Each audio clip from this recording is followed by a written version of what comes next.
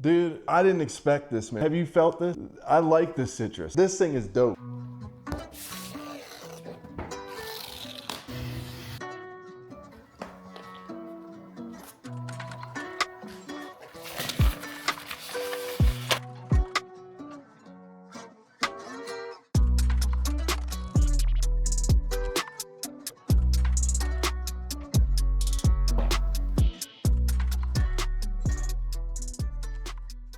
So Apple finally did it, what we've all been waiting for, and that is a budget MacBook. And when I say budget, I don't mean like the usual cheaply made. I mean like the, oh my God, I can't believe the value in this little model right here. Look, Apple is doing something that right now I kind of feel is un-American. They should be taking this time to gouge the consumer, not give us extreme value and a discount off of what typically is a very high-end price tag. Look, Mr. Cook, you didn't get the memo. You're supposed to be making us great again by making us poor again. I guess you probably missed that elitist-only dinner. But lucky for us, that's not the case. And that's because the new MacBook Neo starts at $599 and $499 if you can get an EDU discount. And that instantly makes it one of the most interesting laptop launches from Apple that we've seen in years. Apple right now is positioning this as a low-cost entry into the Mac lineup with a 13-inch design, colorful options for the body, and of course it does support Apple Intelligence. Now before we get into whether this thing is good or not, let's talk exactly about what you're getting in this tiny little package.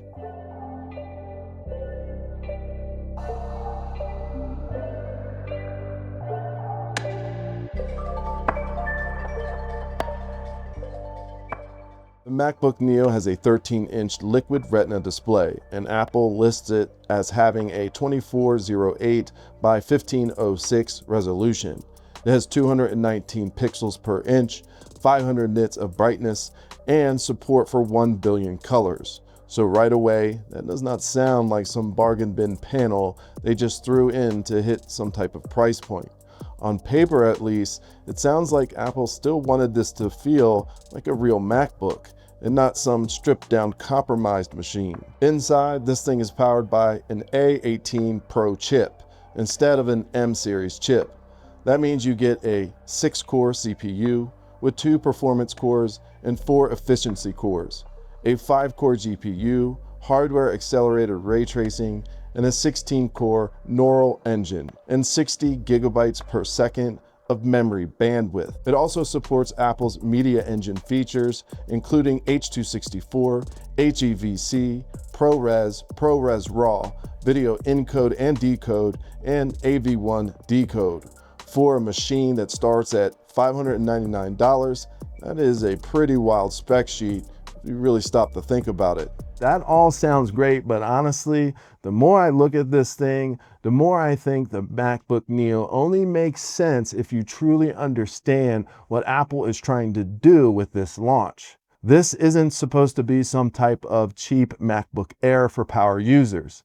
This isn't supposed to be some type of MacBook Pro Lite. This is Apple trying to build the lowest cost, most approachable Mac laptop they can, while still keeping enough of that Mac experience intact that normal people will actually want this, but they can actually afford it this time. And that is exactly why I think this product is going to do very well. Because most people aren't editing 4 streams of 4K footage every day. Most people aren't running, let's say, virtual machines every day. Most people aren't doing giant pro workloads. Most people, well, they just want a laptop that feels good, looks high-end, lasts all day, runs fast enough for the stuff they actually do, and doesn't make them feel like they bought some cheap, ugly version of its bigger brother. Apple seems to understand this very well because of the way they made and designed the Neo. If your life is web browsing, emailing, documents, light photo work, streaming, Zoom calls, schoolwork, maybe some basic video editing for social media or for travel, I think the MacBook Neo is actually a no-brainer. The A18 Pro chip is not some sort of junky chip either. It's a serious mobile chip. and now it's in a machine like this, and it's probably still going to feel very snappy for everyday use. And the Retina display, the 1080 webcam, and Apple's track record with battery life, sleep efficiency, and you can start to see why this thing is going to appeal to a lot of students, mobile users, travelers, and casual users alike. But now let's talk a little bit about the dangerous side of this, because I do think there is a real danger that people have a misunderstanding what this is and what this is not. This is still a $599 Mac. Apple definitely had to make some tough choices here to keep it in that price point. And the biggest one is obvious: 8 gigabytes of unified memory. Yes, unified memory is more efficient than separate systems that have RAM and VRAM, for example, but that doesn't always mean it's better. And no, that doesn't magically mean 8 gigabytes is some way future-proof because of the way Apple does it with unifying and swap. It's just not going to work for heavier workloads. If you're the kind of person, though, who keeps a million tabs open, uses heavier creative software, or wants a laptop to grow with the increasing demands of like AI, well, this probably, again, is not where you want to go. Avoid the Neo. And that is my biggest takeaway. For the right user, well, I think this could be one of the best Apple products in years. For the wrong user, I think this becomes a laptop you outgrow way too quickly. And here's the deal about Apple. Their branding has a way of making people dream, and dream a little too hard. You see the logo, you hear the launch hype and all the music and all the cool videos, you have all these nice colors, and suddenly you start to convince yourself that this base model might just work for your workflow. But that is not what this is. This right here is simply an entry-level Mac. And look, I don't even mean that as an insult.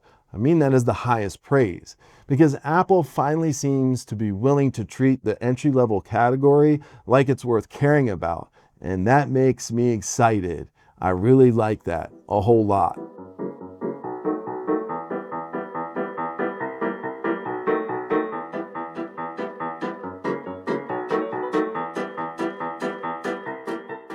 Well, folks, as you just saw, I'm a one-man show. And this, what you're watching right here, took about 3 days to put together. And because I'm not sponsored and I buy most of the products to include the Neo with my own money, well, my channel does run at a deficit each year. But one of the ways you can support my channel if you like my content and you want to see more of it, well, you can use the affiliate links down below. This is a no-cost way for you to support the channel, and I get a little piece of it. It is via Amazon, so you'll have to get over that. But nonetheless, it helps the channel quite a bit. Now, in regards to this 8 gigabyte limitation, I know some people out there are instantly going to roll their eyes, but you really shouldn't sleep on the power of this. As I mentioned, it can use something called swap, which means it can take a little portion of the hard drive and make that kind of like virtual memory. So even though you have 8 gigabytes, well, you can still leverage some of your hard drive space. But that does bring into focus whether or not you should get the 256 base model or the 512. And if I was you, even though I went to the 256, if you're concerned about that, you should definitely look at the 512 gigabyte model. But right now, let's jump on this computer and let me show you just how powerful it is and how powerful it is for just having 8 gigabytes of memory. All right, so you can see here, I've got a lot of different things going on.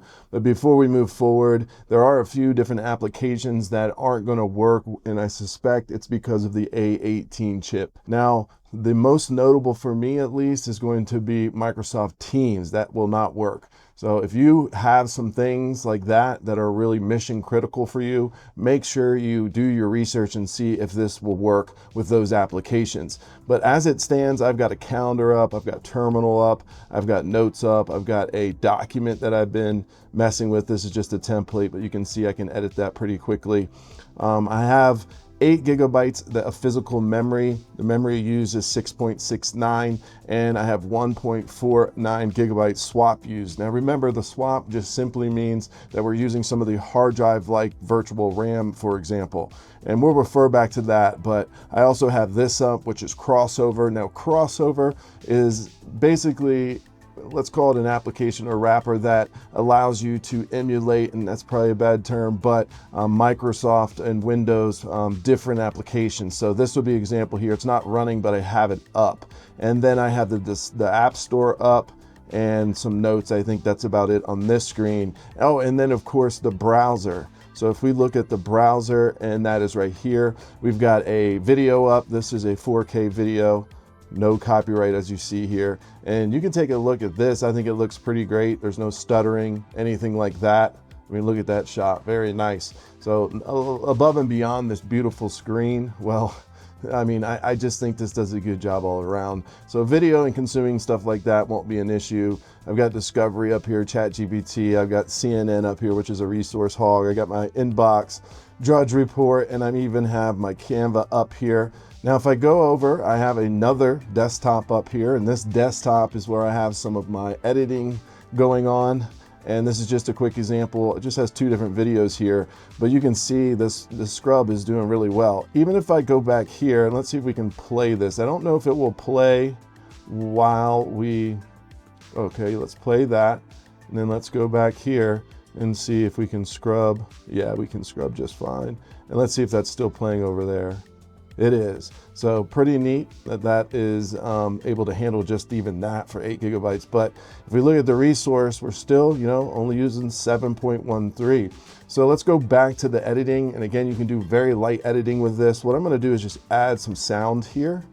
And let's go, I went to Epidemic Sound. I use them a lot. And I downloaded this. So if we go over to my downloads folder, I think it should be in my downloads folder. Downloads, yeah, right there it is. I'm just gonna go ahead and drag this in. Boom, we've got that there. And you can move it around quite easily. If there was any sort of RAM, this is where it would kind of show up, right? There's no stuttering, there's no anything like that. So now if we play this,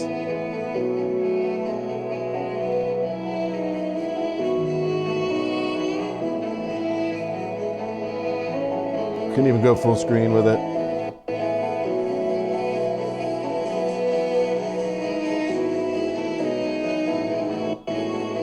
Pretty good with all these different things going on, a couple different desktops, and we have this right here, and we're able to scrub right through it. Now, even if I do something that also is kind of crazy, let's go ahead and open up, and this was the other thing I was gonna do, and it is, where is it? Right here, OBS.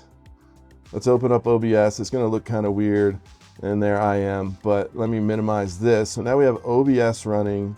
Let's see if we can play this just fine. Man, those speakers, every time I hear them, they're really good. I hope that comes through the microphone. But now that we do that, so we've got all those things running, let's go back to resource. So now we're at 8 and use 7.25 and swap 2.35. Again, just to my point about, you know, having extra SSD, right? This is where it might come in, especially if you start filling it up. But you can see here, this is still playing, and we've got this going on, and we've got OBS. That alone to me is pretty darn impressive that we have that all going on. So I think if you're looking to use this for everyday use and even push it just a little bit. Now, if we had a bunch of different 4K video on this, for example, yeah, that might be a little bit of an issue.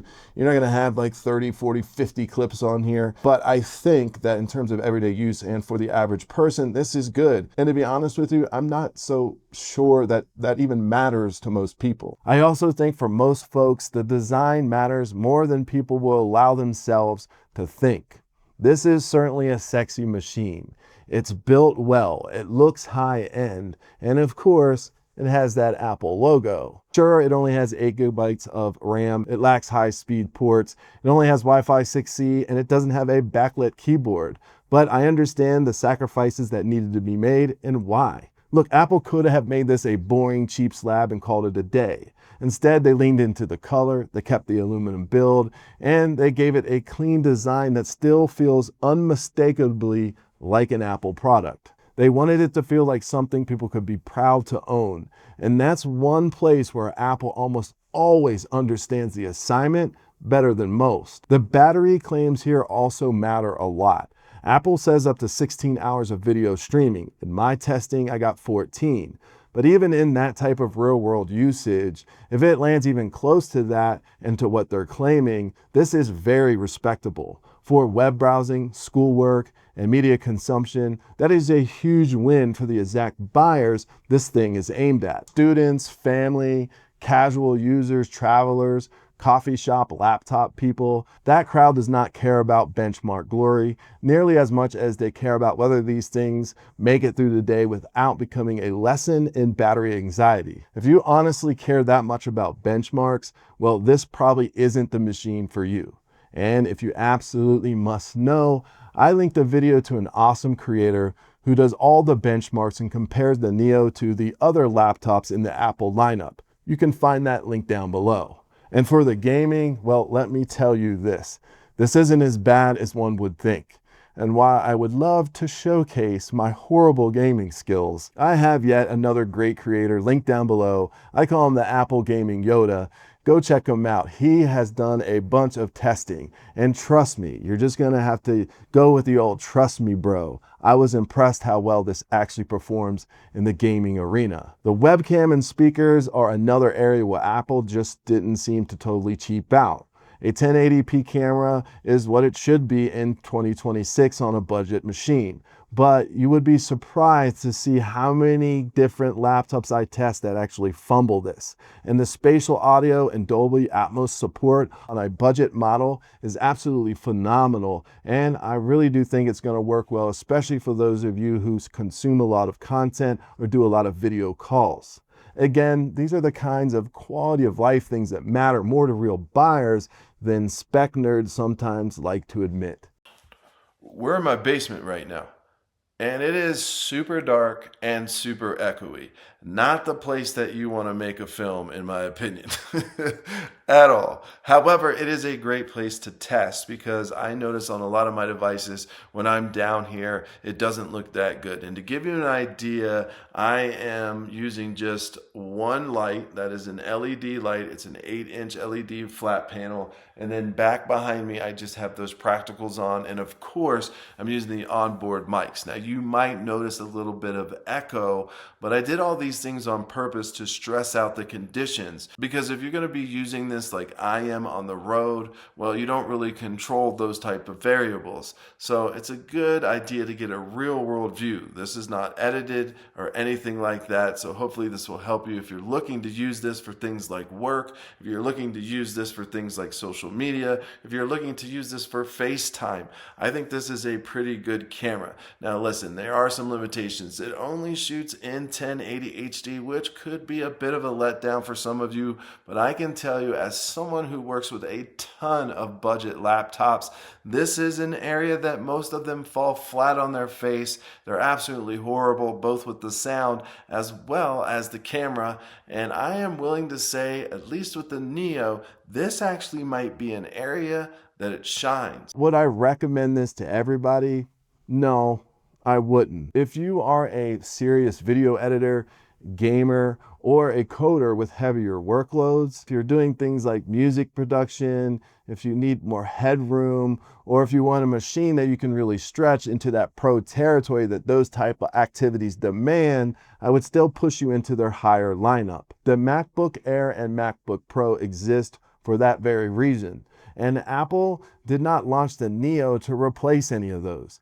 Apple launched the Neo to open the door to those who either closed it due to price long ago like myself, or have been waiting to bash right through it once they launched a budget machine. And that, in a weird way, may make the Neo one of the most important laptops Apple has released in a long time. Not because it's the fastest, not because it's the most advanced, but because it changes the conversation around what it costs to get into the Mac ecosystem.